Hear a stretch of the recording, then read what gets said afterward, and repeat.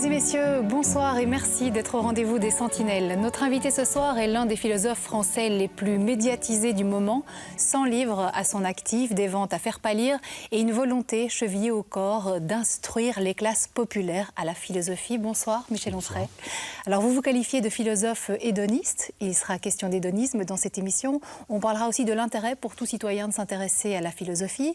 Il sera question de sagesse, le titre de votre dernier ouvrage, et de notre rapport à la nature, au cosmos. Alors il y a un aspect qu'on ne pouvait pas éluder dans cette émission, c'est votre côté polémiste quand même. On vous entend énormément sur les plateaux de télévision, vous vous exprimez beaucoup notamment sur votre site internet et vous vous exprimez sur des sujets sur lesquels on ne vous attend pas forcément, sur la succession de Johnny Hallyday, sur la nudité, sur les vaccins et récemment sur les gilets jaunes et la politique du président Macron. Je vous propose pour commencer de regarder quelques images. Votre Altesse, votre Excellence, votre Sérénité, mon cher Manu, mon roi, mais aussi mon chéri. Je me permets en effet cette familiarité, mon cher Manu, car des photos t'ont récemment montré partout sur la toile, aux Antilles, enlaçant un beau black bodybuildé en prison. Bodybuildé en prison, c'est pas la photo qui est faite en prison, mais c'est le body du corps en question, luisant de sueur tropicale, ce qui semblait te ravir jusqu'au plus profond, si tu me permets l'expression.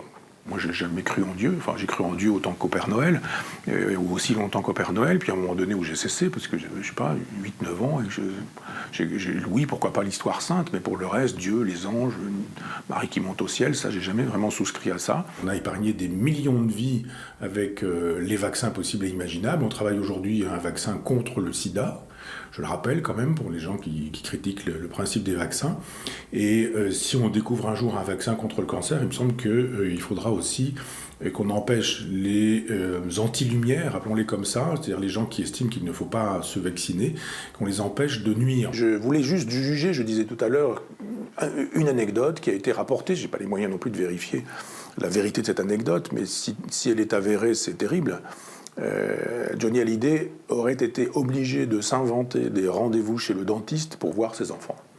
Moi, ça me suffit. Et moi, je trouve toujours très joli des jolis seins, des pas jolis seins, des vieux seins, des seins nouveaux, des seins neufs, des seins anciens, des seins jeunes, des seins vieux, je ne sais quoi. Il y a quelque chose qui est dit dans le fait de montrer ses seins, ou ses fesses, ou ses hanches, qui est dit dès les petites Vénus de l'Espug. Vous savez, ces fameuses Vénus qu'on voit grandes comme ça dans les encyclopédies.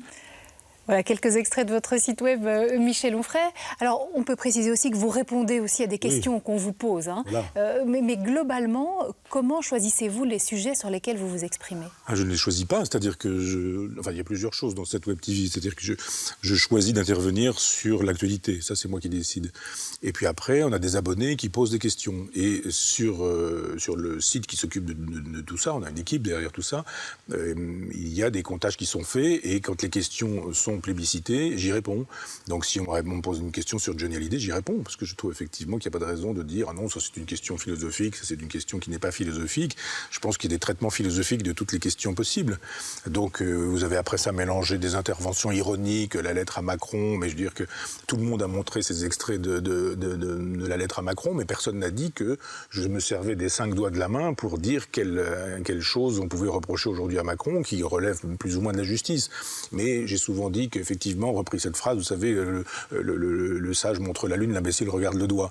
Et beaucoup ont regardé le doigt en disant « Ah, c'est vachement bien, c'est drôlement bien », ou alors « Il est scatologique, il est grossier, etc. » Enfin, regardez quand même la totalité du texte, qui est une dénonciation d'un certain nombre de choses. Le président de la République ne se fait pas photographier dans ces circonstances avec un doigt d'honneur, il ne justifie pas ensuite un doigt d'honneur en estimant qu'il est destiné aux électeurs de Marine Le Pen, etc., etc. Donc j'ai dit des choses que finalement on ne dit pas pour pouvoir plutôt insister sur des morceaux choisis qui font de moi le polémiste dont vous dites que je le suis.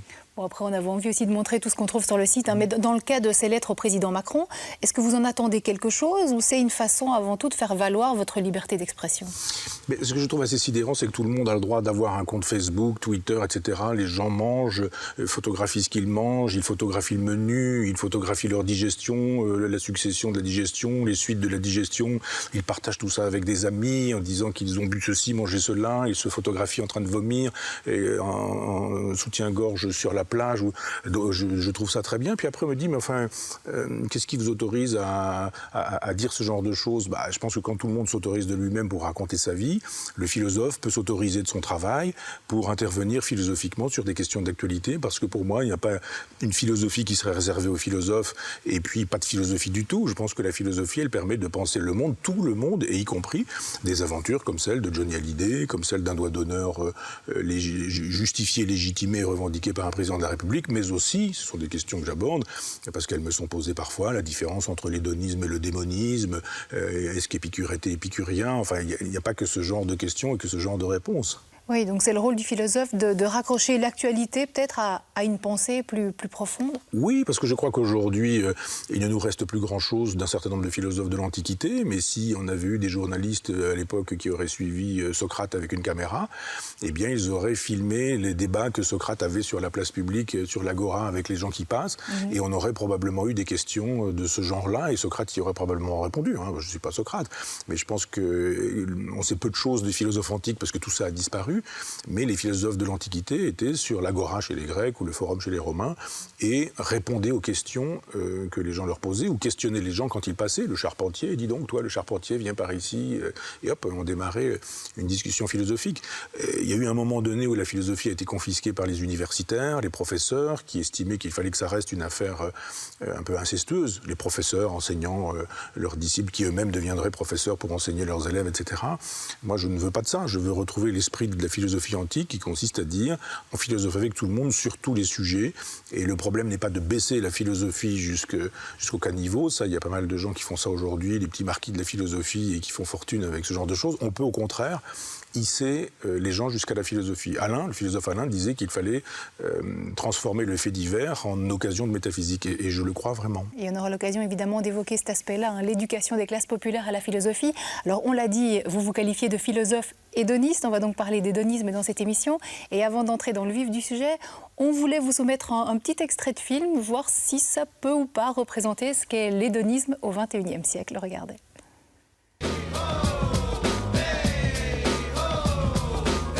It was our time to party big. And just as Brad was released from jail, too.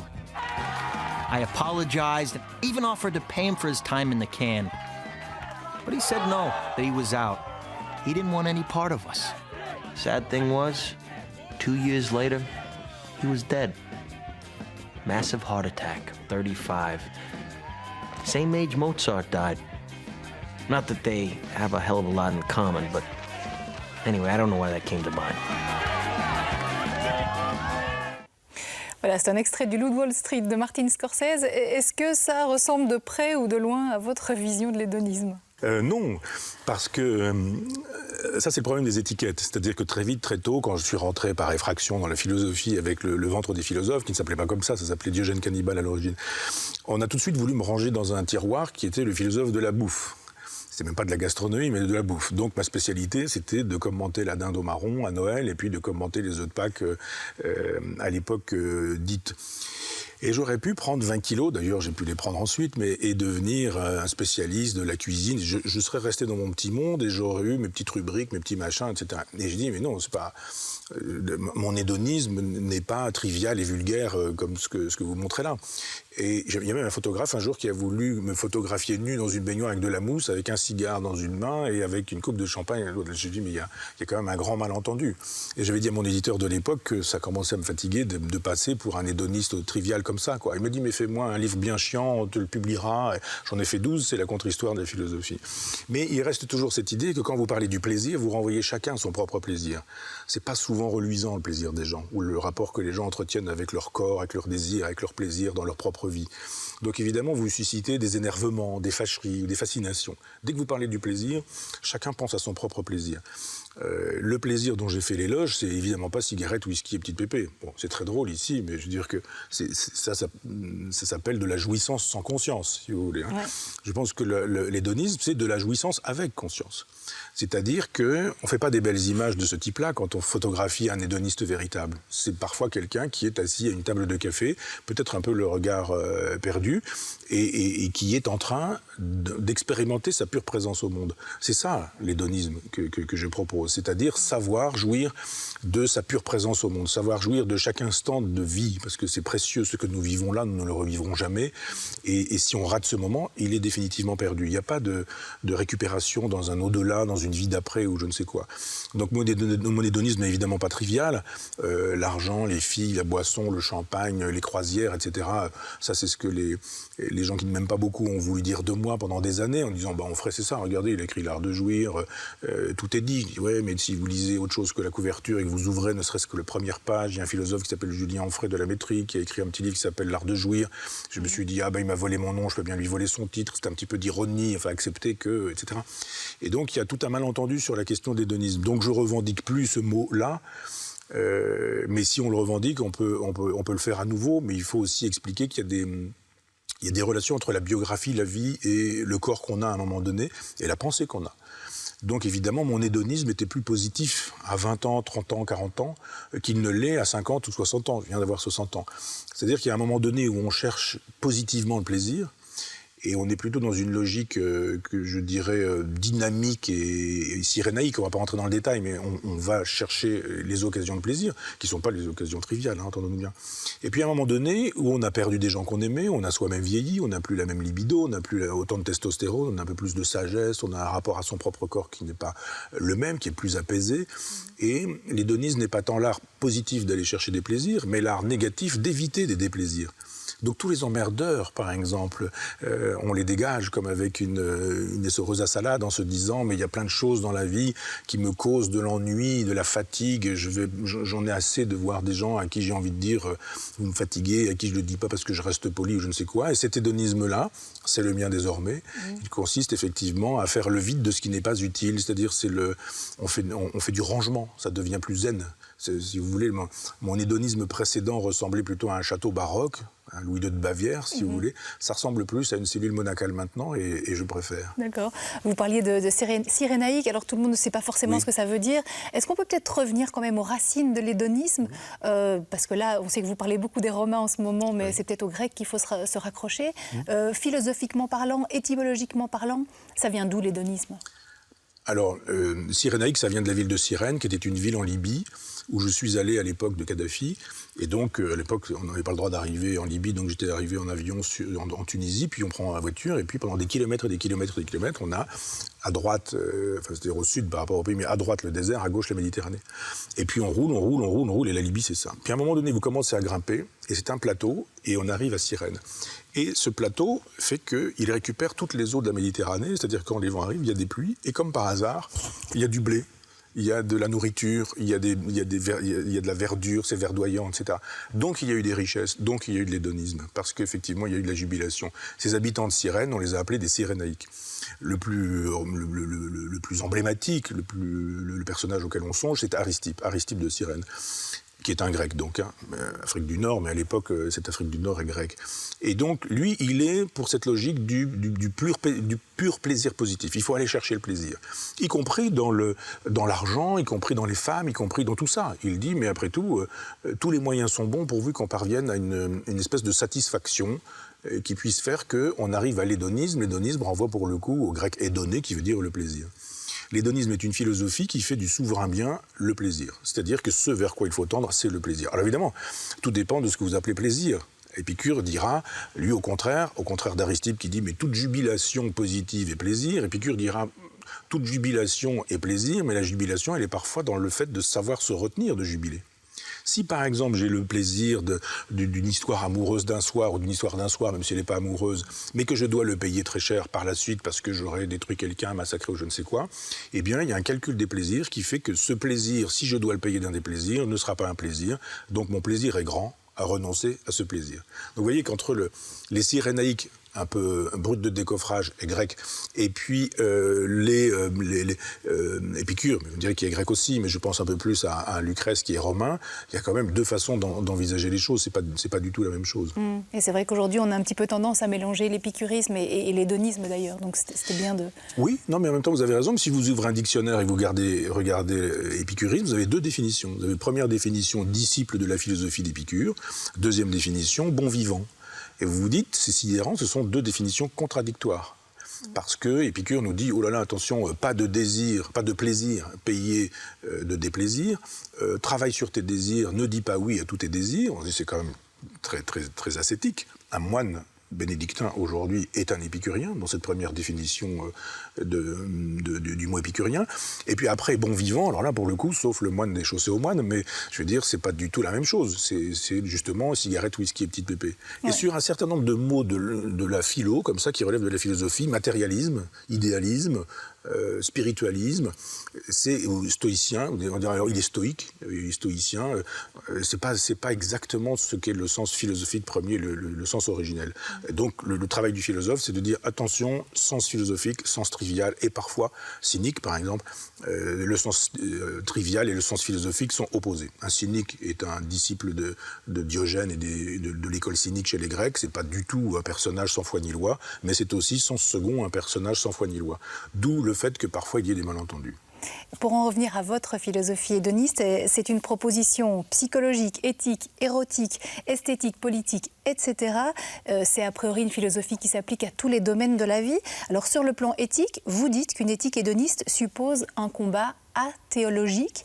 On ne peut donc pas être croyant et hédoniste ? Vous savez, moi j'ai toujours pensé, après Nietzsche ou derrière Nietzsche, que la philosophie était autobiographique. Si Dieu m'avait donné la grâce de croire en lui, ce qu'il n'a pas fait, mais comme je n'y crois pas, je n'attends rien, évidemment, j'expliquerai qu'on peut être hédoniste et croyant et chrétien. J'ai plein d'amis chrétiens qui m'expliquent qu'ils sont hédonistes et je ne vois rien à redire à ça. Simplement, ils prennent des libertés quand même avec le christianisme. Parce qu'il y a Jésus, qui pour moi est une figure conceptuelle qui n'a jamais existé historiquement, mais qui est un produit annoncé par l'Ancien Testament, dont le Nouveau Testament nous dira qu'il est arrivé. Enfin, ça c'est un peu compliqué, c'est le sens de mon livre qui s'appelle Décadence, dans lequel j'ai raconté tout ça. Puis après, vous avez Saint Paul, et puis après, vous avez Constantin, qui est l'empereur, qui, au début du IVe siècle, fait de cette religion une religion d'État. Chez Jésus, il n'y a pas de détestation des femmes. Il n'y a pas de détestation de la culture ou du savoir, par exemple. Rien de tout ça chez Jésus. Mais il y a ça chez Saint Paul, qui nous dit le corps c'est détestable, les désirs et les plaisirs c'est détestable, les femmes sont faites pour faire la cuisine, la vaisselle et le ménage, enfin voilà quoi. Et donc on a construit une civilisation là-dessus. Et je dis, écoutez, regardez, mais effectivement, 2000 ans de civilisation chrétienne ont été 2000 années de haine du corps, de haine des désirs, des passions, des pulsions, d'anti-hédonisme. Et ma proposition, à l'époque où elle était peut-être un peu plus jeune, donc peut-être un peu plus agressive, était aussi de dire arrêtons avec le christianisme. Je crois maintenant que le christianisme est une ambulance et qu'on ne tire pas sur les ambulances et qu'il y a d'autres occasions d'attaquer d'autres monothéismes. Je songe à l'islam en disant qu'effectivement, s'il y a des dangers avec de la misogynie, de la phallocratie, de l'antisémitisme, de la haine des femmes ou de la réduction des femmes à leur rôle de reproductrices, etc., le danger est probablement plus là que du côté du christianisme. Donc effectivement, j'ai estimé qu'on pouvait aujourd'hui, bien sûr, parler de Saint Paul toujours, encore, mais aussi du Coran. Oui. Alors, vous faites aussi, vous parlez du corps, des propositions sur le plan érotique, et vous nous dites qu'on est coincé là par cette morale chrétienne étriquée. Alors, c'est quoi un érotisme hédoniste ? Je l'ai appelé solaire, cet érotisme, parce qu'il n'y a pas d'érotique chrétienne. Si vous prenez les estampes japonaises, par exemple, le Kama Sutra des Indiens, il y a une pédagogie de la sexualité. On vous dit, il y a un corps de femme, un corps d'homme, c'est pas exactement la même chose, voilà ce qui est faisable, possible, pensable. Les positions du Kama Sutra ne sont pas là juste pour animer les soirées, c'est juste parce qu'il y a toute une théorie de l'économie des corps pour que les harmonies se constituent et que les plaisirs soient constitués de part et d'autre. Avec le taoïsme, c'est la même chose, où on explique que la tige de jade, etc., tout ça produit des énergies qui doivent entrer en relation avec les énergies des femmes et que ces énergies harmonieuses finissent par produire une érotique. Elle est où l'érotique chrétienne ? Jésus n'a pas de père, du moins son père n'est pas son père. Joseph est son géniteur, enfin c'est son père mais c'est pas son géniteur. C'est la première fois qu'on invente des procréations médicalement assistées, des gestations pour autrui, je ne sais quoi. Vous avez Marie dont on vous dit qu'elle est mère mais elle est vierge. C'est quand même sidérant. Jésus, qui est une fiction, qui n'a pas existé historiquement, mais qui même dans son histoire, si vous prenez le Nouveau Testament, ne mange pas, ne boit pas, ne défèque pas, n'excrète pas, n'a pas de relation sexuelle avec quelque femme que ce soit. Donc il y a l'anticorps de Jésus, ensuite il y a le cadavre de Jésus, et on dit aux hommes, il va falloir imiter le corps d'un ange et imiter le corps d'un mort. Et à une femme, on vous dit, vous allez faire un truc formidable, vous allez avoir des enfants et vous allez rester vierge en même temps. Donc vous comprenez bien que ça va générer quand même pas mal de névroses parce que si vous essayez de tenir tout ça dans une même main, ça ne va pas fonctionner. Donc l'érotique, elle est assez perverse, l'érotique chrétienne. C'est en fait, c'est Georges Bataille ou c'est le Marquis de Sade, c'est-à-dire c'est la jouissance dans la souffrance qu'on inflige ou qu'on s'inflige. Regardez, chez Bataille par exemple, il faut vomir, excréter, uriner, déféquer, etc., manger tout ça. Si ouais, d'accord, tous les intellectuels parisiens dans les années 70 ont fait leur gorge chaude, si je puis me permettre l'expression, avec ces auteurs-là. Et je dis, ben voilà, ça reste encore une érotique chrétienne. Alors, je dis, inventons une autre érotique qui serait une règle du jeu, hédoniste, du genre, passons des contrats, disons ce à quoi nous aspirons, et puis faisons les choses clairement, simplement, facilement, et tout devrait être simple. Donc on n'est pas tenu d'imaginer que la destination d'un corps, ce soit le mariage, la fidélité, la monogamie, la cohabitation et la génération. On n'est pas tenu de croire à ça. Et en quoi votre érotique est-elle un plaidoyer pour l'égalité des sexes ? Parce que je pense que quand un homme est un libertin, il y a toujours quelque chose d'assez positif. Vous voyez les figures de Casanova ou les figures de Don Juan, voire même la fameuse figure du Marquis de Sade. Quand une femme est libertine, c'est plutôt une salope. Il n'y a pas de figure positive. C'est une coucheuse, c'est une Marie couche-toi là, c'est une hystérique, etc. Je dis, mais s'il y a une positivité aux relations amoureuses, libres, simples, faciles, composées, etc., eh bien, pour les hommes, il faut que ce soit le même cas pour les femmes. C'est-à-dire qu'on n'accable pas les femmes qui sont libertines, je songe à Colette, par exemple, parce que quand un homme est libertin, c'est positif, on fait des opéras, je vous renvoie à Don Giovanni de Mozart, un chef-d'œuvre de musique occidentale dans l'opéra et chez Mozart, mais même le Don Juan de Molière, vous en faites des figures littéraires positives. Bon, maintenant ça change, hein. Heureusement, les femmes peuvent être libres, autonomes, indépendantes, faire un usage libertin de leur propre corps, et théoriquement, ça devrait passer mieux qu'il y a 50 ans, et mieux encore qu'il y a 100 ans, c'est pas encore forcément toujours le cas. Alors, on ne pourra pas évidemment aborder tous les points de l'hédonisme, mais il y en a un que je voulais aborder encore, c'est la bioéthique. On sait très bien qu'à l'heure actuelle, les progrès médicaux permettent d'augmenter les hommes. On pense au transhumanisme. Jusqu'où pensez-vous qu'on puisse aller sur ce domaine-là ? Quels sont les progrès qui vous semblent acceptables ? Et est-ce qu'on peut encore parler de jouissance ou pas à un certain stade ? Vous avez raison, ce sont les belles questions d'aujourd'hui. Ma première dissertation, quand j'étais en seconde, que notre prof de français nous a donné une dissertation, c'était une phrase de Rabelais à laquelle j'ai rien compris. Je me suis dit, je suis censé faire une dissertation. Et Rabelais disait, science sans conscience n'est que ruine de l'âme. Et en fait, c'est vrai. C'est-à-dire, si effectivement, il y a de la science, mais qu'avec cette science, il n'y a pas de conscience, alors effectivement, on va ruiner les âmes. Donc aujourd'hui, techniquement, on peut faire plein de choses. Vraiment, et plus de choses encore qu'on n'imagine. Moi, j'ai un ami qui a un laboratoire de recherche génétique. Ça reste secret et discret parce qu'il travaille pour la justice, etc. Mais qui me raconte des choses sidérantes sur ce que la génétique permet aujourd'hui. Sur ce qu'on ne lui permet pas non plus. Parce qu'évidemment, il y a toute une interdiction éthique ou pseudo-éthique ou pseudo-morale. Mais je pense que quand on aura touché véritablement à ça, et le verrou va exploser, il va sauter un jour, parce qu'il y a de toute façon sur la planète entière des gens qui n'auront pas cette éthique et qui, en Inde, en Chine ou ailleurs, ils travaillent déjà à ces questions. Il y a même théoriquement avec les GAFA des gens qui travaillent sur ce sujet. Et on voit bien qu'effectivement, cette science, elle existe, mais elle est sans conscience. Je dis qu'elle est sans conscience parce qu'on s'en va vers une société mais d'un esclavagisme que nous n'aurons jamais connu sur la planète. Des gens riches pourront s'acheter la santé et la médecine, c'est déjà un peu le cas aujourd'hui, mais pas totalement. Et la médecine, ce sera la possibilité de vivre, je sais pas, 100 ans, 200 ans, je ne sais pas exactement ce qui se passera, mais il y a des gens aujourd'hui qui travaillent sur des greffes de cerveau. Ça veut dire que quand vous pouvez greffer le cerveau de quelqu'un sur le corps d'une jeunesse, eh bien, il n'y a aucune raison pour que ça se passe mal pendant les 100 années qui vont suivre, etc. Sauf à avoir des problèmes avec son propre cerveau, mais on peut même imaginer que le génie génétique permettrait etc. Tout est vraiment possible et pensable. J'écrirai d'ailleurs un des volumes de la brève histoire de la philosophie sur la question de la transgénèse, et ça s'appellera nihilisme, donc pour vous dire ce que j'en pense. Mais vous avez raison, il y a un moment donné où la médecine devient problématique, même si elle a toujours été antinaturelle, la médecine. Si la nature vous donne une pathologie, le médecin qui vous dit je vais vous raconter des choses de chaman qui va faire des fumigations autour c'est de la culture. Et on dit la culture va pallier ce que la nature vous inflige. Moi j'ai des lunettes, donc peut-être vous des lentilles, je ne sais pas, mais enfin tous les gens qui ont des problèmes de vue aujourd'hui ne disent pas non, moi je suis astigmate, je suis hypermétrope, je suis myope, il n'est pas question que je corrige ça. Donc on corrige et tout le monde trouve ça normal. Des problèmes d'audition, mais des appareils pour entendre, etc. On a un problème cardiaque comme une valve, tout le monde comprend qu'effectivement quand il s'agit de restaurer un état de santé perdu, La médecine, elle est bonne, elle est tout à fait défendable. Vous dites, voilà, il y a quelqu'un qui risque d'avoir un cancer, on fait un vaccin, ou il y a une chimiothérapie, aujourd'hui l'immunothérapie, on se dit, formidable, allons dans ce sens. Maintenant, la médecine de la transgénèse, c'est plus du tout réparer un corps malade, c'est augmenter un corps dont on estime qu'il doit mieux voir, mieux entendre, mieux ceci, mieux cela, vivre plus longtemps, vivre plus longuement, intégrer plus d'informations. On n'aura plus besoin aujourd'hui de lire La recherche du temps perdu, parce qu'on aura un programme qui un jour nous permettra de parler de Bergotte, de Swann, de Crécy, parce qu'on n'aura pas lu, mais on saura. Je vous rappelle quand même qu'il y a un truc assez sidérant, c'est qu'aujourd'hui, on peut donner à des rats ou à des souris des souvenirs de choses que les rats n'auront pas vécues. C'est-à-dire qu'on a la possibilité aujourd'hui d'inventer des souvenirs, de les intégrer dans le cerveau d'un mammifère, et le mammifère qui n'aura pas fait quelque chose se souviendra pourtant de l'avoir fait. Ce qui veut dire, si on peut fabriquer des souvenirs de choses non vécues, que vous pouvez supprimer les souvenirs de choses vécues. Donc on vous dira, ah mais vous avez un vieux papa, une vieille maman, voire un vieux grand-père, une vieille grand-mère, maladie d'Alzheimer, vous n'allez pas être contre le fait qu'on va pouvoir travailler sur leur mémoire. Vous dites, bah non, bien sûr, on est d'accord pour ça. Et on va faire rentrer le diable par la porte. Parce qu'on dira, mais il s'agit simplement de travailler sur les gens qui ont des maladies d'Alzheimer, on ne pouvait pas être contre ça.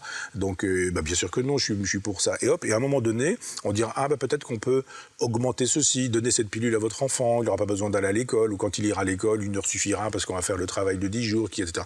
Où est-ce que ça va s'arrêter ? Et si c'est sans conscience, effectivement, c'est ruine de l'âme. Et je ne vois pas aujourd'hui de conscience qui pourrait nous permettre de dire on a une règle du jeu, jusque-là oui, au-delà non. Ça d'accord, ça pas d'accord. Quand je pense qu'aujourd'hui, le fin du fin en matière de progressisme, c'est de louer l'utérus des femmes pauvres. Nous en sommes là. C'est la gauche qui défend ça en estimant que c'est un grand progrès, et si on est contre ce prétendu progrès, on est un réactionnaire, un fasciste, éventuellement un nazi. En France, tout ça marche très bien, ce genre d'insultes. Vous dites, voilà où on en est arrivé. Une femme pauvre dit, je vous loue mon utérus, je vous fais un enfant, une fois que l'enfant arrive, je vous le donne, repartez si vous voulez, il n'y a évidemment aucun problème. Bien sûr que si, il y a un problème. Moi, ma mère est de l'assistance publique, elle a été abandonnée, je ne vous dis pas les problèmes d'identité de ma mère.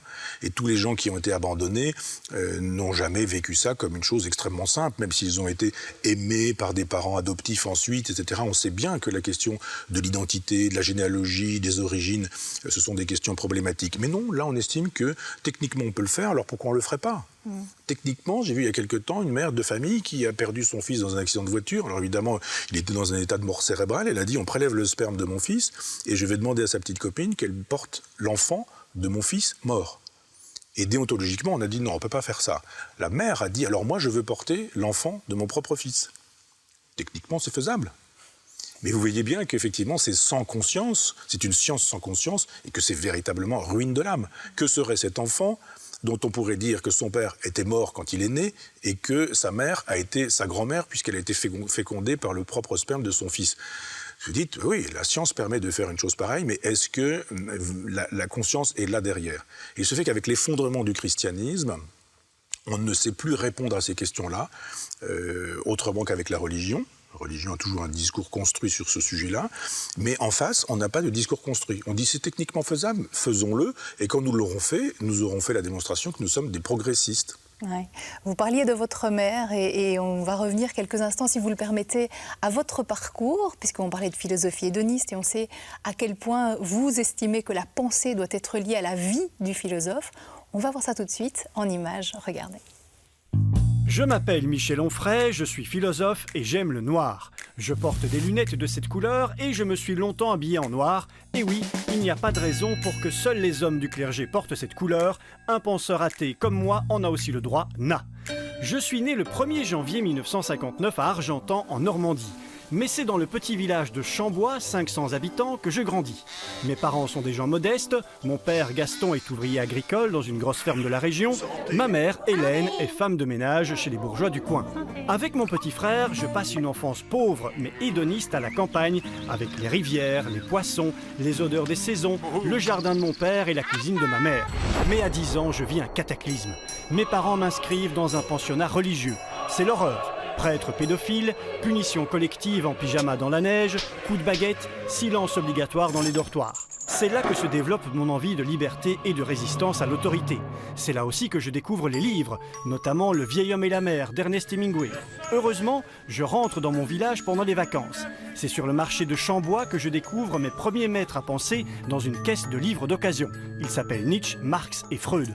Ou encore l'auteur latin Lucrèce, dont le livre de la nature des choses m'apprend qu'on peut être moral sans croire en Dieu. Mais ma pensée ne se forge pas que dans les livres. Mon libraire m'ouvre l'esprit. Mon coiffeur et les ouvriers de la fromagerie du village où je travaille comme étudiant m'initient à l'anarchisme, par exemple. À l'époque, je veux devenir biologiste, instituteur maternel, voire conducteur de train. Raté, je m'inscris à la faculté de Caen en philosophie. J'y croise un autre de mes maîtres à penser, en chair et en os celui-là, mon professeur de philosophie antique, Lucien Gerfagnon, qui m'ouvre les portes de la culture et de l'intelligence. En 1983, j'ai 24 ans et je donne cours de philo dans un lycée technique à Caen. J'avais envie de travailler avec des jeunes laissés au bord de la route de l'éducation. À 28 ans, je suis victime d'un infarctus. J'ai vraiment cru mourir. Et j'ai tout de suite regretté de mourir sans avoir écrit de livre. Je ne suis pas mort et je me suis mis à écrire. J'ai écrit mon premier livre, Le ventre des philosophes, en 4 jours. Depuis, je n'ai plus jamais arrêté d'en rédiger et d'en publier. On ne les compte plus mes ouvrages, en fait si, on en est à 100. Mais citons-en quelques-uns quand même. L'anti-manuel de philosophie où je rénove la manière d'enseigner la philo. Le traité d'athéologie où je critique les 3 religions monothéistes. La série de la contre-histoire de la philosophie où je ressuscite les penseurs effacés par le christianisme. Ou encore le crépuscule d'une idole où je taille une croupière à Sigmund Freud. En 2002, peu après l'arrivée de Jean-Marie Le Pen au second tour des élections présidentielles, je décide d'agir. Je quitte mon poste d'enseignant et je fonde l'Université populaire de Caen où je donne cours de philosophie gratuitement 2 heures par semaine. Mon but est de vaincre le nationalisme par la connaissance. Bon, je me rends compte que je vous parle surtout de Normandie, mais je suis aussi un grand voyageur. J'ai bourlingué un peu partout dans le monde et je n'exclus pas de m'enfuir un jour au chaud avec ma bibliothèque. Mais jusqu'ici, c'est vrai que je reviens toujours à Argentan, l'endroit où je retrouve la paix. Et oui, onfray, ça veut dire donner la paix en scandinave. Et bon Dieu, auquel je ne crois pas, qu'est-ce qu'on ferait sans un endroit qui nous donne un peu de paix ? Michel Onfray, est-ce que vous vous reconnaissez dans ce portrait ? Bah oui, on peut mourir tranquille après ça. Ça. Oui, il y a 2 ou 3 petites choses qui sont fausses, mais enfin ça, c'est pas important. Je dis, c'est pas sur le marché de Chambois, parce que Chambois était une petite ville mais d'Argentan, mais c'est un peu normal. J'ai mélangé un peu tout ça. Donc, mais non, c'est très bien vu, c'est très drôle et c'est très juste. C'est très juste parce que je crois qu'il y a dans la vie des moments importants, des gens qui nous font. Vous avez parlé de mon coiffeur qui est décédé il y a une dizaine de jours et qui, après des années passées sans conscience, enfin du moins je le pense, et ce sont des gens qui m'ont constitué, Lucien Gerfagnon m'a constitué aussi, et de fait les trajets se constituent avec des individus qui nous donnent des chances. On parlait de votre papa qui était ouvrier agricole, qui avait un fort lien à la terre, un lien qu'il vous a évidemment transmis. Est-ce en lien avec lui que vous avez forgé une philosophie qui soit à ce point ancrée dans le réel ? Les livres nous constituent, on les constitue, ils nous obligent aussi. Et je trouve que dans cette logique de la brève histoire de la philosophie, je démarre avec la mort de mon père. J'habitais à Argentan, à côté de Chambois, à 12 km, et il se fait que j'ai fait un dîner un soir à Chambois, dans la maison de mon village, que j'ai reconduit mon père à sa maison, et qu'il est mort dans mes bras à ce moment-là. Et on grimpait la petite église, la place de l'église du village, et je lui tenais le bras, il n'avait pas forcément besoin de ça, mais enfin je lui tenais le bras, puis à un moment donné, il me dit « il faut que je me mouche ». Il sort son mouchoir, son grand mouchoir, et je regarde le ciel, comme on faisait souvent tous les deux, et le ciel était couvert, et on voyait rien du tout. Il y avait une espèce de couleur marronasse, un peu bizarre. Il était minuit 20, et je dis à mon père, on verra pas la lune ce soir, et mon père me dit non, ce soir, le temps est couvert. Il est mort, debout, dans mes bras. Après, d'un seul coup, presque comme une énergie, je ne crois pas à l'âme, mais c'est comme si son âme m'avait pénétré, comme si sa force devenait la mienne, comme s'il me disait quelque chose du genre à ton tour, vas-y. Et j'ai voulu raconter cette force dans une saga dont je ne sais pas où elle me conduit. Au départ, c'était 3 livres, mais j'ai raconté Cosmos, enfin j'ai dit dans Cosmos comment mon père était mort, de quelle manière, ce qu'était cette force, enfin, de quelle force j'avais hérité. Donc j'ai parlé de la nature, du cosmos, des étoiles, des anguilles dans la rivière, bon, ça c'est Cosmos. Après ça, j'ai raconté effectivement le Décadence, c'est-à-dire cette histoire du judéo-christianisme. Et j'ai voulu aussi comprendre ce christianisme, et c'était aussi en relation avec mon père. Et ce 3e volume, Sagesse, est aussi en relation avec mon père, parce que mon père m'a pas transmis grand-chose sur le terrain verbal, mais il m'a transmis tout sur le terrain de l'exemple. Et je me suis dit, mais la morale, c'est pas seulement une affaire qui renvoie au Dieu des chrétiens. On n'a pas besoin de croire en Dieu, l'au-delà, Jésus, Marie, Joseph et tout ça. C'est une règle du jeu, la morale. Et quelle était la règle du jeu de mon propre père ? Et je me suis dit, mais c'était un roman. Et je suis reparti sur ces traces, d'une certaine manière. Et je me suis dit, mais quel temps j'ai perdu avec les bibliothèques, avec les livres. Revenons à des choses essentielles. Voilà pourquoi j'estime que, avant ces 3 livres-là, j'ai écrit 2 ou 3 choses, mais c'était des essais, on dira des essais pour parvenir à ceux-là qui sont aussi des essais. Ben, on l'a vu dans votre portrait, vous êtes d'origine modeste, populaire, et vous avez toujours eu à cœur, justement, vous l'évoquiez tout à l'heure, d'élever les classes populaires et de les initier à la philosophie. Vous avez, à 24 ans, été professeur de philo dans un lycée technique. On le voyait aussi dans votre portrait. Vous vous êtes impliqué pendant plus de 16 ans dans l'Université populaire de Caen, que vous avez créée ou recréée, puisque les universités populaires existent depuis la fin du 19e siècle. C'était en 2002, au moment où Jean-Marie Le Pen a failli passer au second tour. Je vous propose, pour se mettre un petit peu dans l'ambiance, de vous voir justement dans un échange avec le public. Regardez.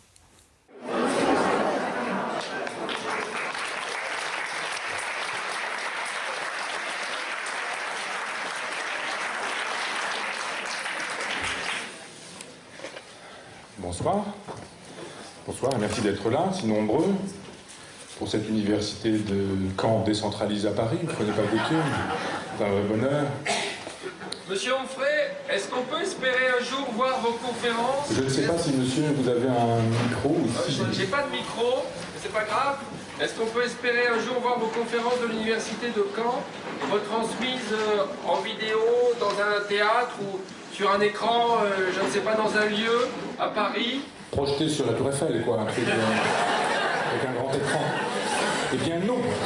D'abord parce que le principe de l'université populaire, c'est comme nous là ce soir, c'est un contact avec le public. Et si cette université populaire est à Caen et pas à Paris, vous vous doutez bien que c'est parce que je l'ai choisi, désiré, voulu. On m'a plusieurs fois proposé de faire ça à Paris, mais c'est simplement pour montrer qu'il n'y a pas que Paris dans la vie, que la province existe aussi, et que comme les provinciaux, eux, sont souvent obligés de venir à Paris parce que tout y est, depuis le triomphe jacobin, je dirais, la culture s'y trouve, le savoir s'y trouve, l'opéra, la musique s'y trouve, la gastronomie, tout ça s'y trouve. Donc c'est bien de temps en temps que vous fassiez le trajet inverse et que vous alliez voir à quoi ressemble la Normandie, qui n'est pas qu'une terre de pommiers, de vaches, de beurre et de ce genre de choses. Donc c'est vrai qu'il y a des gens qui, toutes les semaines, viennent et font l'effort de venir toutes les semaines de Paris. Ça veut dire 2h30 aller, 2h30 retour. Il y a du covoiturage, on a organisé tout ça. Mais vous pouvez acheter un car et puis faire la route régulièrement. Voilà, petit extrait donne ces échanges avec le public dans le cadre de l'Université populaire. On peut préciser que c'est entièrement gratuit, ouvert à tous et que ça fonctionne sur le principe du bénévolat. Alors, petite question en lien avec ça, quel est l'intérêt finalement d'apprendre à tout le monde à philosopher? Ce qui m'intéressait dans l'éducation populaire, c'était de dire, mais donnons de la philosophie à tout le monde, parce qu'il n'y a pas de raison qu'on la donnerait, de ne la donner qu'à quelques-uns qui reproduiraient le système. Je pense que les chauffeurs de taxi, les chauffeurs de train, les gens qui me vendent mon poisson, mes légumes quand je fais mes courses... Ils venaient à ces universités populaires, ces gens-là? Il y en avait, bien sûr. Alors évidemment, au départ, il y a des gens qui disent « Ah mais non, c'est pas vrai, c'est des vieux, ils sont retraités, etc. » On dit bah, « Oui, mais évidemment, quand on commence un cours à 18h, il faut pouvoir venir, donc il faut partir à 17h, et matériellement, les jeunes qui sont pères de parents, il faut s'occuper des enfants, etc. Enfin, il y avait toute une sociologie qui n'était probablement pas aussi populaire qu'on l'aurait voulu, parce que d'aucuns estimaient qu'il aurait fallu plus d'ouvriers ou je ne sais quoi. Puis je dis, mais moi, j'ai jamais fait une université prolétarienne. J'ai dit populaire. Populaire, ça veut dire on accueille tout le monde. Alors après, les gens se débrouillent pour trouver du temps, ou pas trouver du temps. Les 2 dernières années, je faisais cours le dimanche après-midi. On pouvait pas... Il n'y avait aucune excuse pour dire on ne peut pas venir. Donc tous les âges, toutes les professions pouvaient venir. C'était à 16h jusqu'à 18h. C'était gratuit. Nous payions, l'Université populaire payait la location de la salle. Je travaillais gratuitement et bénévolement. Et il y avait là, effectivement, des gens de tous âges, de toutes origines, de tous milieux, de tous revenus, de tout niveau intellectuel. Mais j'ai toujours voulu m'adresser au plus grand nombre. Et le peuple, pour moi, c'est ceux sur lesquels s'exerce le pouvoir et pas ceux qui exercent le pouvoir. Ouais. Est-ce que vous pensez que, justement, des cours de philo pour tous, ça peut aider à sortir de crises comme celle des Gilets jaunes actuellement? Écoutez, si vous voulez que je vous parle franchement, et je vais vous en faire la confidence, je ne l'ai jamais faite publiquement, mais je pense que ça a été un échec, l'Université populaire. Les gens ont consommé, pendant une quinzaine d'années, des contenus. Et j'ai pu démarrer avec Démocrite, j'ai terminé avec Jean Kelevitch ou Guy Debord, et on est passé par des philosophes inconnus, méconnus, mais qui étaient tous hédonistes, qui étaient tous dans le partage, qui étaient tous dans la fraternité, qui faisaient tous l'éloge justement du partage et de la fraternité. Et j'ai découvert que sur les bancs, tout le monde était effectivement d'accord avec le contenu. Dans la vie, c'était plus du tout ça.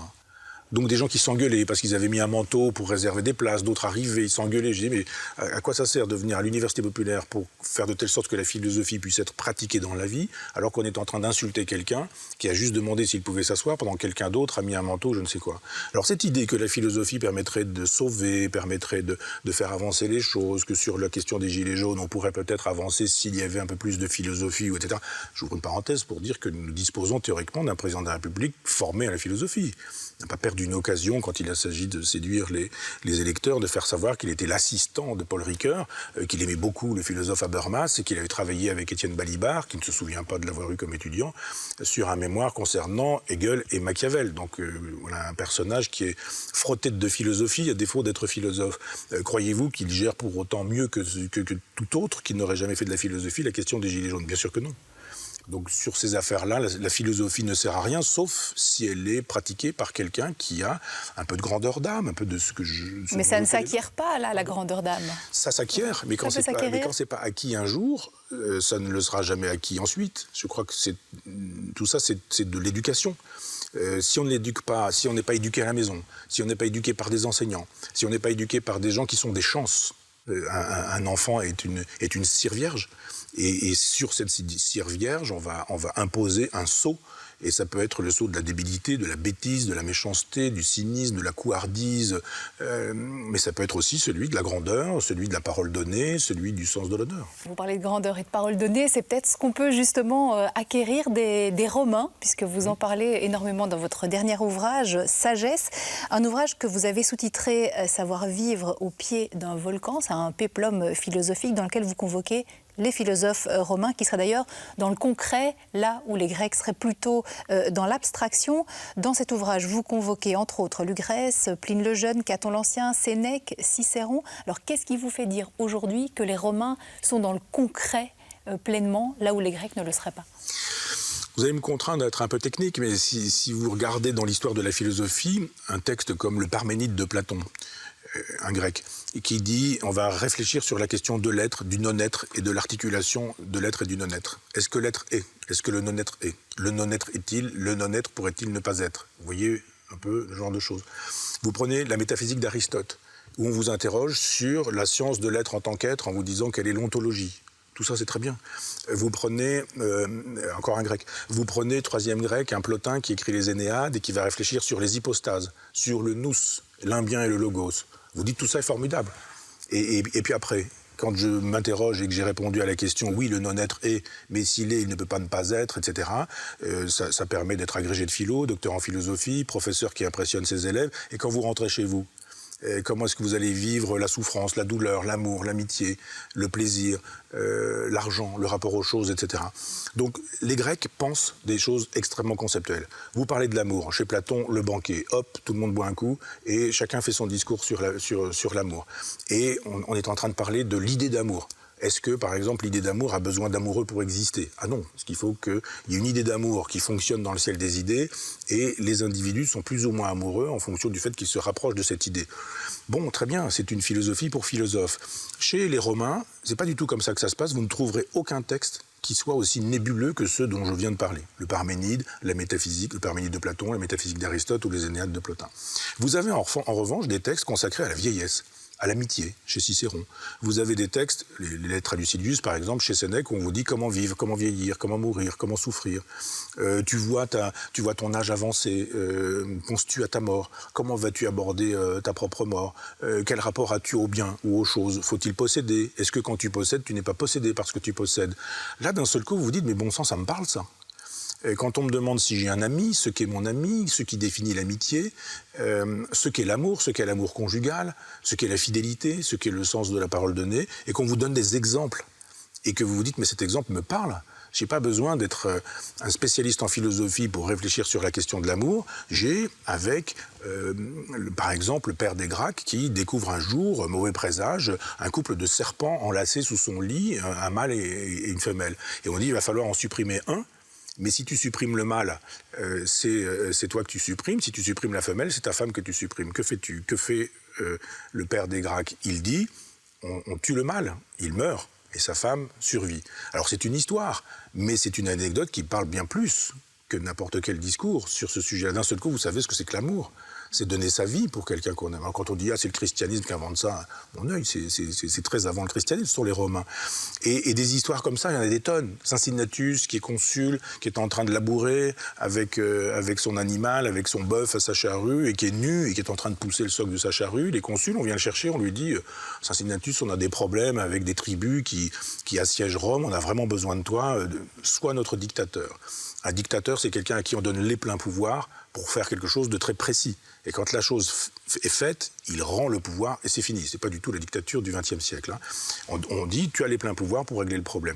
On donne les pleins pouvoirs à Cincinnatus, il règle le problème, les tribus sont matées, Rome est préservée. Que fait Cincinnatus? Il repart dans son champ et il reprend sa charrue. Donc voilà deux exemples pour vous dire qu'on ne fait pas des grandes théories sur ce qu'est le pouvoir, pour expliquer que finalement les gens qui sont au pouvoir se servent du pouvoir. Non, ils sont là pour servir une cause et on ne se sert pas de la cause. Donc vous voyez qu'on a besoin d'être un peu frotté à la philosophie si on veut parler d'être en tant qu'être, d'ontologie, de substance, de codité, de quiddité ou de ce genre de trucs. Ça c'est très bien pour les philosophes de profession. Mais là, simplicité, sobriété, rapport à la nature, rapport au pouvoir, ce qu'est l'amour véritable, ce qu'est l'amour d'amitié, ce qu'est l'amour avec un compagnon, une compagne, vous voyez, ce sont des choses que tout le monde peut comprendre. Effectivement, vous parliez d'amitié. Alors, est-on en train aujourd'hui de perdre le sens de l'amitié? Je vous propose, avant d'y répondre, de nous tourner quelques instants vers le Japon. Regardez. Dans la capitale japonaise, 42 millions de personnes se croisent tous les jours, se croisent seulement car beaucoup de Japonais souffrent d'une grande solitude. Comme Eri. Elle a 28 ans, elle travaille dans une agence immobilière et le week-end, quand elle ne fait pas des jeux sur son téléphone, se cherche sur Internet une amie à louer. J'ai quitté Tokyo après l'université. Et quand je suis revenue, tous mes amis étaient déjà mariés. Je n'avais plus d'amis. Recommencer à zéro, ça prend beaucoup de temps et d'énergie. C'est pour ça que je préfère louer quelqu'un. Et c'est simple comme un clic. Alors j'ai trouvé ce site, ce service Family Romance. Et là, je cherche une copine pour l'après-midi. Le rendez-vous est pris. Ici, près du port de Tokyo, avec la nouvelle copine qu'elle a choisie pour l'après-midi sur le site internet. Elle a pris le forfait de 3 heures, facturé 30 € de l'heure. Elle s'appelle Urara, elle a 28 ans, elle aussi. C'est donc une amie professionnelle. Eri est sa deuxième cliente de la journée. Elles ne se connaissent pas. Après un petit thé, histoire de faire connaissance et papoter, elles iront faire du shopping en copine. Grâce à ce service, je peux parler à quelqu'un qui ne me connaît pas, qui ne connaît pas mon passé. Il n'y a pas d'arrière-pensée, de calcul. C'est parfois difficile de se confier à de vrais amis. Là, je ne me prends pas la tête. Michel Onfray, qu'est-ce que vous en pensez? Est-ce qu'on peut vraiment appeler ça de l'amitié? Ça s'appelle de la prostitution. C'est-à-dire quand vous cherchez un service tarifé, que quelqu'un vous donne prétendument de la présence, de l'affection, de la tendresse, et que vous payez cette personne, et qu'après ça, c'est l'ami d'une après-midi, c'est-à-dire que le lendemain, vous allez choisir quelqu'un d'autre, c'est terrible. C'est terrible. Je ne suis pas contre les usages d'Internet pour trouver des compagnons ou des compagnes. Des gens me disent parfois, on s'est rencontrés sur Internet comme si c'était honteux. C'est pas grave. Je veux dire, on se rencontre dans le train, on se rencontre au café, au travail, pourquoi pas sur Internet. Donc j'ai rien contre ce type de rencontre. Mais j'ai contre ce genre de rencontre où on sait très bien qu'on fait semblant. On joue à l'amitié. On a comme il y avait de temps en temps des panoplies, vous savez, on offrait aux enfants des panoplies d'Indiens ou de cow-boys, et on savait bien qu'on n'était pas des Indiens ou des cow-boys. Ben là, on a une panoplie d'amis, et on choisit son truc. Alors, je sais pas, elle doit montrer son visage, 2 ou 3 trucs, dire qu'elle aime la poésie, qu'elle aime les romans, et qu'elle aime les peut-être même pas, hein, mais... Oui, enfin, ils doivent peut-être même mentir pour se rendre désirable, il s'agit de se vendre. Donc, il faut faire la promotion de sa propre personne. Et quand la jeune fille dit « mais moi, on ne sait pas qui je suis, c'est bien », donc on peut effectivement imaginer que c'est pas forcément quelqu'un de très bien, mais qu'elle va inventer un personnage, l'autre va se satisfaire de ce personnage. On est dans la pure virtualité. On est dans la pure virtualité, comme sur ces comptes où les gens ont des amis. On vous demande si vous voulez être l'ami, on clique, ça y est, j'ai un ami de plus. Non, l'amitié romaine, c'est pas du tout ça. C'est quoi justement l'amitié pour un Romain? Pour aller vite, il y a des patriciens et des plébéiens. Les patriciens sont ceux qui possèdent, qui ont, les plébéiens sont plutôt ceux qui n'ont pas. Et chez les plébéiens, tout est plus ou moins possible. Chez les patriciens, il faut transmettre un nom, transmettre un patrimoine. Donc on épouse une femme qui a aussi un nom et un patrimoine. On n'est pas forcément jolie, pas forcément belle, on l'aime pas forcément, mais on associe deux puissances, parce qu'après au Sénat, il va falloir pouvoir peser. Donc on fait des enfants qui eux aussi vont servir à ça, assurer le patrimoine, la transmission, le nom, etc. Et quand on a ces relations, évidemment, si vous avez envie de tendresse, d'affection ou de sexualité, peut-être que vous pouvez avoir une sexualité avec votre épouse, mais bon, quand on a fait des enfants, quand on a passé un certain temps ensemble, c'est plus exactement la même chose, donc vous avez le bordel. Donc on a les bordels dans lesquels on va voir des femmes, c'est tarifé, enfin un peu le principe là, et puis voilà. Et on sait très bien que quand vous payez quelqu'un pour avoir du plaisir sexuel, vous n'êtes pas tenu d'aimer la personne non plus, vous pouvez aimer de tendresse votre compagne, mais vous pouvez avoir envie aussi d'une relation dans laquelle il y aura de l'amour sans le corps, c'est l'amitié. L'amitié arrive et c'est l'amour sans le corps. Et donc c'est une relation virile, alors j'exclus la sexualité, parce que sinon c'est de l'homosexualité, c'est l'une des modalités de l'amour, c'est autre chose. Ça veut dire que dans cette figure, l'ami, c'est l'amour sans le corps. Et ça marche jusqu'à la fin de l'Empire. Le christianisme arrive en disant, mais attendez, l'amitié, c'est une affection élective. Vous dites, vous êtes mon ami, à l'exclusion de tous les autres. Et chez les Romains, on dit, mais alors est-ce qu'on peut avoir un ami plus âgé que soi, plus riche que soi, plus puissant que soi, plus intelligent? Est-ce qu'on peut avoir deux amis? Est-ce qu'on peut avoir plusieurs amis? Etc. On pose des questions très concrètes chez les Romains. Et les chrétiens disent pas du tout, il n'y a d'amitié qu'en Dieu. Il n'y a d'amour qu'en Dieu. Donc pas d'amitié entre deux êtres, mais de l'amitié pour Dieu, éventuellement via quelqu'un qui sera votre confesseur, votre prêtre ou votre je ne sais quoi. Et donc il y a une destruction de l'amitié chez les chrétiens. On n'aime pas ce sentiment. Il faut l'amour du prochain, et le prochain c'est tout le monde. Donc il faut aimer d'amitié tout le monde, en Dieu et pour Dieu. Ça veut dire que l'amitié romaine, elle meurt avec les Romains. Et je pense qu'aujourd'hui, nous ne vivons plus l'amitié. On vit les copains, les potes, les camarades, les collègues, etc., les amis sur Facebook ou je ne sais quoi, ou les amis à la mode japonaise ou à cette mode japonaise. Évidemment, ça n'a rien à voir avec l'amitié. Il y a dans l'amitié, et il y a des passages dans Sagesse que je trouve très beaux, pas de moi, mais de Cicéron, où Cicéron raconte des choses sur l'amitié qui sont de très belles choses, parce que de fait, c'est un alter ego, c'est un autre soi-même, mais qui n'est pas complètement soi-même. Doit-on corriger son ami au nom de l'amitié? Peut-on rompre? Et quand il y a des amis, parce qu'on estime à un moment donné qu'ils ont cessé d'être amicaux. Enfin, les Romains posent ces questions-là sur l'amitié, et moi j'ai toujours tenu en haute estime l'amitié comme une valeur, mais elle est difficile à vivre tout seul. Il faut être au moins deux à penser l'amitié en romain pour qu'elle puisse exister. Effectivement, il y a encore plein d'autres questions, vous le disiez, pratiques qu'on trouve dans cet ouvrage Sagesse. On avait envie de revenir quelques instants à Cosmos, à votre lien à la Terre, ce lien si fort que votre père vous a transmis. Cosmos, qui est le premier volume de cette brève encyclopédie du monde qui comptera au moins 6 volumes, on le sait désormais. Vous dites dans Cosmos qu'on est devenus des animaux dénaturés. Qu'est-ce que ça veut dire? Écoutez, un exemple. Quand vous goûtez un vin, vous avez la possibilité d'activer dans le nez quelque chose qui va vous permettre de repérer des effluves, des parfums, des odeurs, des fragrances. C'est assez formidable. Avec l'âge, on perd tout ça. Mais je veux dire que quand vous mettez le nez dans un vrai verre de vin, vous avez tout un monde qui s'ouvre. Si vous prenez ces capteurs olfactifs et que vous écrasez ça comme une feuille de papier à cigarette, vous avez l'équivalent d'une tête d'épingle. Si vous faites la même chose avec un chien, vous écrasez les capteurs olfactifs du chien, vous avez l'équivalent d'un terrain de football. Vous imaginez un petit peu?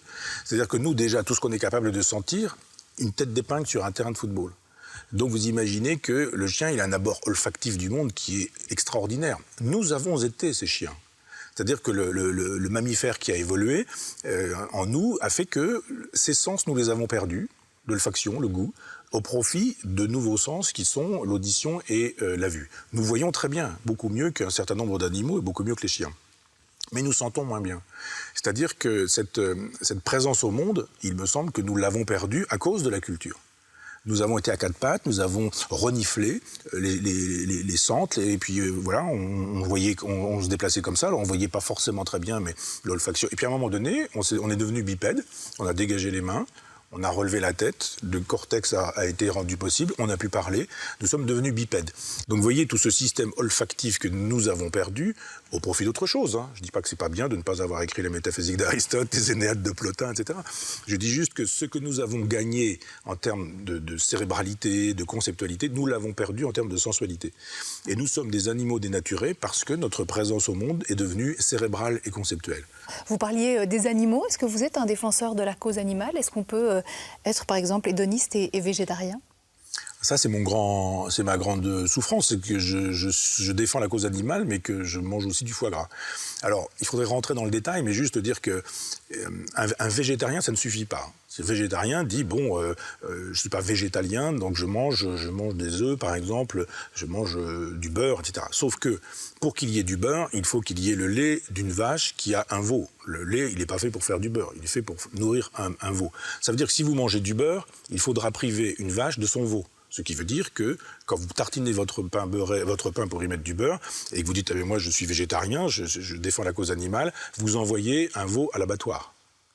C'est la même chose avec les œufs. Vous dites moi je mange des œufs, donc vous faites votre petite omelette, sauf que vous êtes en train d'envoyer à la broyeuse des poussins, parce que tout ce qui est poussin mâle, c'est inutile, donc on broie les poussins, et puis etc. etc. Donc on voit bien que la cohérence du végétarien, ce serait de devenir végétalien, et ce serait même de devenir végane. Ce qui veut dire que le végétarisme, c'est bien, le végétalisme, c'est mieux, le véganisme, c'est encore mieux, en termes de congruence. Mais si vous pratiquez ça au-delà du petit personnage, disant c'est moi, c'est mon éthique personnelle, mais si vous dites on en fait une affaire d'État, ça devient une affaire nationale, etc., etc., alors là, à ce moment-là, effectivement, vous allez au-devant de vrais problèmes. Parce qu'il y a un moment donné où les animaux qui ne s'ensauvageront pas seront mangés par d'autres, et l'homme aura péril à rester dans la nature. Donc c'est une belle conception cérébrale. Je suis plutôt un partisan de la cause animale en estimant qu'il faut des cultures raisonnées, que nous sommes des prédateurs et que, hélas, dans la nature, tous les animaux sont des prédateurs et que les animaux mangent eux-mêmes des animaux pour survivre. Ça n'a aucun sens, il n'y a aucun poisson n'est végétarien. Donc il y a un moment donné où il faut penser la nature non pas en urbain qui conceptualise, en grec, je dirais, mais en romain en disant si nous sommes végétariens, véganes, etc., concrètement, ça donne quelque chose d'intenable. Donc, soyons dans une agriculture raisonnée, ne faisons pas souffrir les animaux, arrêtons tout ce qui est élevage industriel, permettons aux animaux de vivre véritablement leur vie en sachant qu'ils la termineront, nous terminerons aussi notre vie, et qu'on doit pouvoir intégrer la question de la mort des animaux, mais des hommes aussi, c'est-à-dire la mort du vivant, dans notre perspective, parce que nous ne savons plus mourir, nous ne voulons plus la mort, nous écartons la mort, et ça fait partie de ce genre de considération qu'on trouve chez les véganes. J'ajoute que si vous vous intéressez aux arbres, aux plantes, etc., vous voyez qu'il y a un système neuronal, je mets tout ça entre guillemets, mais il y a un système neuronal chez les plantes, que les plantes communiquent, que les plantes souffrent, que les souches, quand on a coupé un arbre, que les souches gardent des informations qui sont données par tout un réseau de mycélium, de champignons, et aux autres arbres qui survivent avec la présence de l'arbre mort, parce qu'il est toujours là comme une mémoire. Je dis juste, attention, si vous voulez vraiment élargir la réflexion au vivant, élargissez-le, pas seulement à ce qui vous ressemble, un chat, un chien, une vache, un éléphant, mais allez-y sur tout ce qui est vivant. Et là, pour le coup, il va falloir penser la puce, la tique, le pou, qui sont des animaux, le moustique, et puis aussi les carottes, dont le cri n'est pas entendu, mais il existe tout de même. Si vous filmez en accéléré des végétaux, vous voyez comment ils vivent, comment ils vont vers des choses parce qu'ils sont attirés, comment ils fuient d'autres choses parce que ce sont des choses stressantes. Et si on est capable de se projeter dans le temps du végétal, tout autant que dans le temps de l'animal, on voit effectivement que tout ce qui est vivant est dans une logique hédoniste. Vous voyez, je vous fournis une conclusion formidable. Formidable, mais la vraie conclusion, elle va arriver maintenant, Michel Onfray, parce qu'il me reste une question quand même à vous poser. Quel serait votre espoir pour demain? Que les gens cessent d'avoir de l'espoir. Je pense que espérer, c'est se mettre dans la situation d'avoir à désespérer, au sens étymologique, désespérer. Il ne faut pas espérer en disant « j'attends quelque chose », parce que si on n'attend pas, si on attend, on risque d'être déçu. Si on n'attend pas, on ne sera pas déçu. En revanche, il faut prendre, savoir prendre. Alors disons que c'est un espoir, que je joue votre jeu, mais j'espérerais que tout un chacun ait la capacité d'habiter le présent, l'instant, pour qu'ils se disent, ce tout un chacun, que l'hédonisme, c'est d'être dans la pure présence au monde et de jouir de cette seconde qui ne reviendra jamais, de cette minute qui ne reviendra jamais, parce que l'histoire ne repasse pas les plats, il n'y a pas de vie au-delà, et il y a juste une vie en deçà de la mort, il n'y a pas de vie après la mort, mais en revanche, il y a une vie avant la mort, et c'est ça qu'il ne faut pas rater. Donc espérons qu'un grand nombre constatera qu'il y a une vie avant la mort et qu'elle est bien plus importante que l'hypothèse d'une vie après la mort. Merci Michel Onfray, merci d'avoir passé cette émission avec nous. Alors on ne va pas citer l'ensemble de vos ouvrages, on l'a dit, il y en a 100 à l'heure actuelle. On citait quand même quelques-uns qui ont aidé à la préparation de cette émission. On a parlé de votre brève encyclopédie du monde. Il y a Cosmos, Décadence et le dernier qui est sorti il n'y a pas très longtemps, c'est Sagesse. Alors je ne vais pas prendre tous les livres qui sont sur la table là, mais peut-être quand même les citer.